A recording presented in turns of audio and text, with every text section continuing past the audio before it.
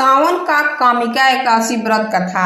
कुंती पुत्र धर्मराज युधिष्ठिर ने श्री कृष्ण से कहा कि आपने देवशयनी एकादशी और चतुर्मास के महत्व के बारे में बता दिया है। अब कृपया सावन मास के कृष्ण पक्ष की पड़ने वाली एकादशी के बारे में बताइए। श्री कृष्ण ने कहा कि हे युधिष्ठिर, इस एकादशी की कथा एक समय स्वयं ब्रह्मा जी भी देवर्षि नारद से कह चुके हैं, अतः मैं भी तुमसे वही कहता हूँ। नारद जी ने ब्रह्मा जी से श्रावण मास के कृष्ण पक्ष की एकादशी तिथि की कथा सुनने की इच्छा जताई थी। उस एकादशी का नाम विधि और महात्म्य जानना चाहा।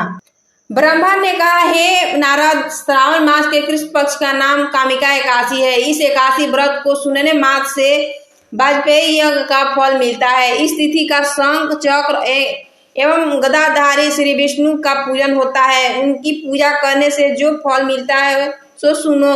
गंगा, काशी, नैमिषारण्य और पुष्कर में स्नान करने से जो फल मिलता है वह फल विष्णु भगवान के पूजन से भी मिलता है। सूर्य और चंद्रमा ग्रहण के समय कुरुक्षेत्र और काशी में स्नान करने से, भूमि दान करने से, सिंह राशि के बृहस्पति में आने के समय, गोदावरी और गंडकी नदी के स्नान से भी जो फल प्राप्त नहीं होता वह प्रभु भक्ति और पूजन से प्राप्त होता है। पाप से भयभीत मनुष्य को कामिका एकादशी का व्रत अवश्य करना चाहिए। एकादशी व्रत से बढ़कर पापों के नाशों का कोई उपाय नहीं। स्वयं प्रभु ने कहा है कि कामिका व्रत से कोई भी जीव कुयोनि में जन्म नहीं लेता। जो इस एकादशी का श्रद्धा भक्ति से भगवान विष्णु की तुलसी पत्र अर्पण करते हैं वे इस समस्त पापों से दूर रहते हैं।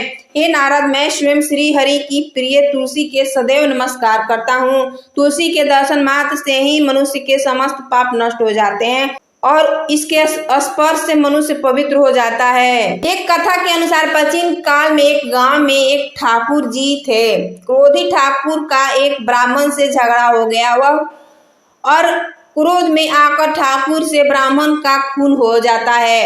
अतः अपने अपराध की क्षमा याचना हेतु ब्राह्मण की क्रिया उसने करनी चाहिए, परंतु पंडितों ने उन्हें क्रिया में शामिल होने से मना कर दिया और वह ब्रह्म हत्या का दोषी बन गया। परिणाम स्वरूप ब्राह्मणों ने भोजन कराने से इनकार कर दिया। तब उन्होंने एक मुनि से निवेदन किया कि हे भगवान, मेरा पाप कैसे दूर हो सकता है। इन पर मुनि ने उसे कामिका एकादशी व्रत करने की प्रेरणा दी। ठाकुर ने वैसा ही किया जैसा मुनि ने उसे को कहा था। जब रात्रि में भगवान की मूर्ति के पास वह शयन कर रहा था तभी उसे स्वप्न में प्रभु दर्शन देते और उसके पापों को दूर करके उसे क्षमा दान देते हैं। कामिका एकादशी की रात्रि को दीप दान तथा जागरण के फल का महात्म्य चित्रगुप्त भी नहीं कह सकते। जो इस एकादशी की रात्रि भगवान के मंदिर में दीपक जलाते हैं उनके पितर स्वर्ग लोक में अमृत पान करते हैं तथा जो घी या तेल का दीपक जलाते हैं वे 100 करोड़ दीपकों से प्रज्वलित होकर सूर्य लोक को जाते हैं।